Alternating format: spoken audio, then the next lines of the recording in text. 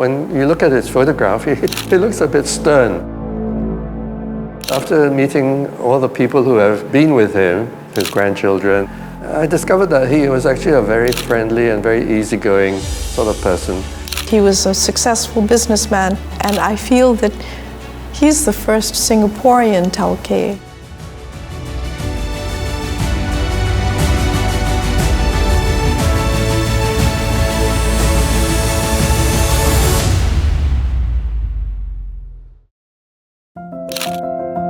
Kong Chian was a titan of business and a giant of giving.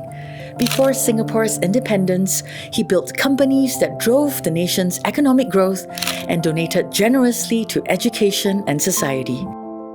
Through the Lee Foundation, his legacy lives on and continues to benefit Singaporeans today. He was definitely a person of honesty and integrity, and his generosity, his philanthropy, to go beyond the call of duty. I think that is something that really impressed me. I think his most significant contribution was to go global, build an international network. He was very much ahead of his time, and perhaps he's one of the first modern Singaporean businessmen. Kong Chian was born in Fujian, China in 1893. He was only 10 years old when he made the dangerous sea voyage to Singapore to join his father. On board was also a famous and rich Chinese entrepreneur. It was during the winter time and it was freezing cold, and on board the same ship was towkay, who was offering passengers who had the same surname as Tan to receive a blanket to keep them warm. This was quite common in those days because your first loyalty was to your family. And then towkay saw this young boy shivering on the deck, and he said, "Why don't you take a blanket?" And the young boy said to him, "I am not in your family." Because my surname is not Tan, I'm a Lee. Towkay said, oh, he was very impressed by the honesty of the boy, and so offered all the passengers a blanket. Even from a very young age, he was so totally honest, which is very impressive, I must say. In colonial Singapore, racial groups were separated into distinct districts. The wealthy Hokkiens lived around what is today Chinatown. But because his family was poor, young Kong Chian grew up instead along Serangoon Road. He used to walk down Arab Street, and there he would see all the other races, the Malay races, the Arabs. I think it's very interesting that he had a very multiracial type of upbringing, which was very unusual for a young Chinese boy of his time. The father could only afford the Anglo-Tamil school, so Kong Chian attended that school. But it was a school that had mostly Tamil-speaking immigrants. The advantage of that was Kong Chian could learn Tamil, and the English teachers were very good. So Kong Chian's English was also a very high standard. And this proficiency in English would prove invaluable in the future. Back in his motherland, the Manchu dynasty was offering scholarships to entice outstanding students back home. Kong Chian was among the few who received this award. But when his studies were disrupted following the fall of the Qing dynasty, he returned to Singapore to find work to support himself. He never forgot that he was uplifted because of these scholarships and the philanthropy of others. This was really a very powerful motivator of his for how he gave really half of his entire fortune to charity and to philanthropy. Back in Singapore, with nothing but grit, he pushed through and took up multiple jobs. He had 2 teaching jobs, one in the daytime and one at nighttime. But he also needed an extra income. So he translated English news articles into Chinese for a Chinese newspaper. It's absolutely incredible that he was able to do so many things. Someone who is so driven that he would spend very little time sleeping. At 21 years old, he joined the China Domestic Goods Company. It happened to be one of Tan Kah Kie's companies, and they were destined to meet again in a way that would change both their lives.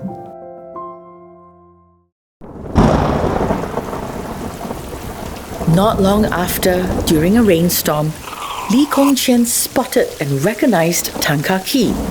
He offered his umbrella, and in return, Tan Kah Kie handed him his name card, asking him to collect it the next day.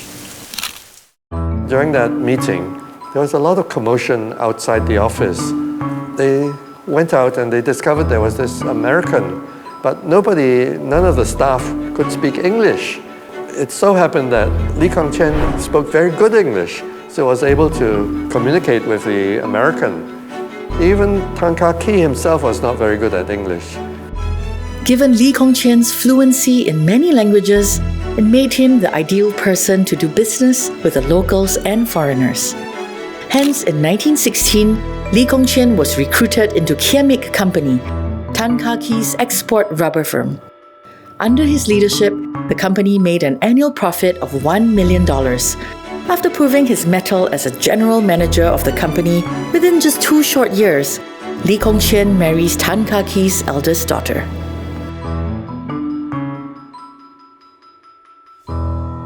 An old-fashioned businessman like Tan Kah Kie, he usually recruited just his own family.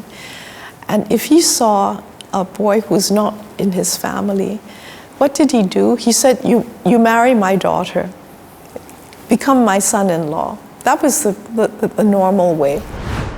With the blessing of his father-in-law, he started his own rubber curing factory, Lee Rubber Company, in 1927. He was a towkay, meaning that he was a successful businessman, but he was very modern, he was very global, he was very different. And I feel that he's the first Singaporean towkay. Kong Chian had several innovations in his company, including having savings that will help the person, the worker, own their own home, and also to have enough savings for their retirement. This came even before the government introduced CPF into their policies. It used to be said amongst his managers that, wow, if you work for Kong Chian, it's a golden rice bowl. So the best people would work for him, the most capable people, the people who shared his global view. He trusted them very much and they trusted him. As a great visionary, Kong Chian led his company to establish trade in many countries, acquired over 20,000 acres of rubber plantations, expanded to 15 rubber factories with 20 branches around the world. With his rubber empire, he was known as the Rubber King. He was the first to build an international network. His Lee Rubber Group was not only diversified across many industries, it became a multinational. I think that was really a very, very huge contribution to Singapore. After making a fortune out of the rubber business, Kong Chian diversified and invested in pineapple and became known as the Pineapple King. He also invested in biscuits and in coconut oil and sawmills. So he started Lee Pineapple. And you can still find today Lee Pineapple Juice. That's his company. The Great Depression brought down many businesses, but Lee Rubber survived and thrived. His prudent management kept his company from going under. Small Chinese banks, however, were on the brink of collapse.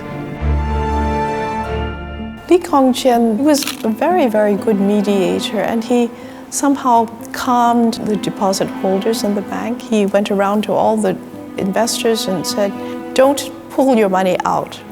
Leave it in the bank. If everyone pulls their money out, then the banks will be finished. So in 1932, Kong Chian, then vice chairman of Chinese Commercial Bank, led the merger of 3 banks to form OCBC Bank.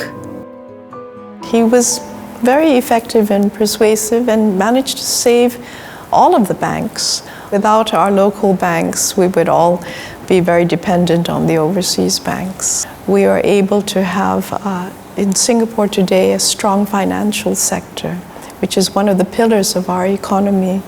In that way, I think that you could say that he really contributed greatly to modern Singapore. Under his leadership at OCBC, he infused the same spirit of innovation that had defined Lee Rubber.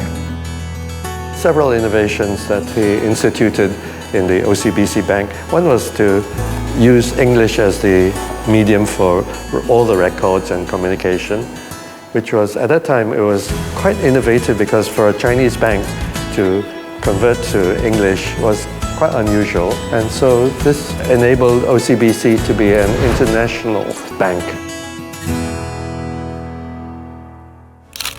Beyond banking, Lee Kong Chian devoted his time and energy as a leader and advocate for many causes, from mediating during student unrest to providing relief in times of disaster.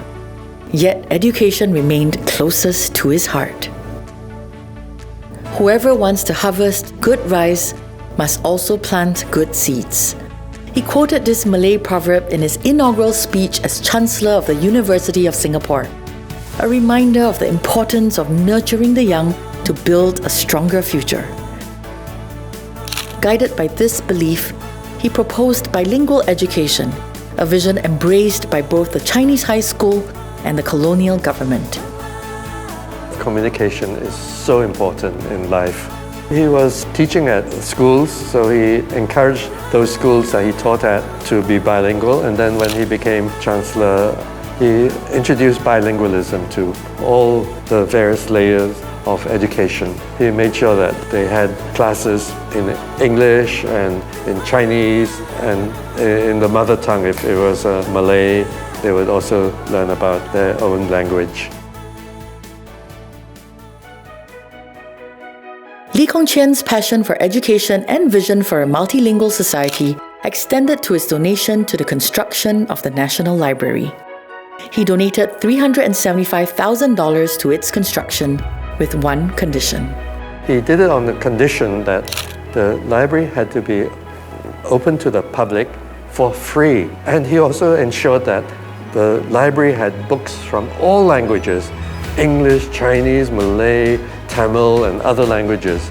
So all the different languages were in that library. And so it became a hallmark of Singapore.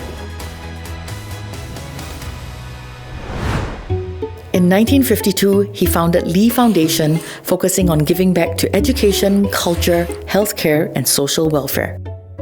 Even after his passing, the Lee Foundation remains one of Singapore's largest and distinguished charitable organizations to date. He believed in the statement that what you get from society, you give back to society. So whenever he made money, he would make sure that it was given back to society. Essentially, we want to be able to help people who are in need, people who are poor, or people who need education. We help wherever it is necessary to help. Singapore now has become more prosperous than in the past, so we have also now gone into helping various arts or performing arts group. But education, of course, still remains one of the main aims. When Lee Kong Chian was alive, all his donations, they did not mention his name. It was always his father's name. His unwillingness to use his name for all his donations shows that he really is very humble. It was only after he passed away, the Lee Foundation, which was managed by his children, decided to honor Lee Kong Chian himself. So we have the Lee Kong Chian Medical School, the Lee Kong Chian Library, the Lee Kong Chian Business School, the Lee Kong Chian Natural History Museum, and so on. Lee Kong Chian passed away at the age of 74 on June 2nd, 1967.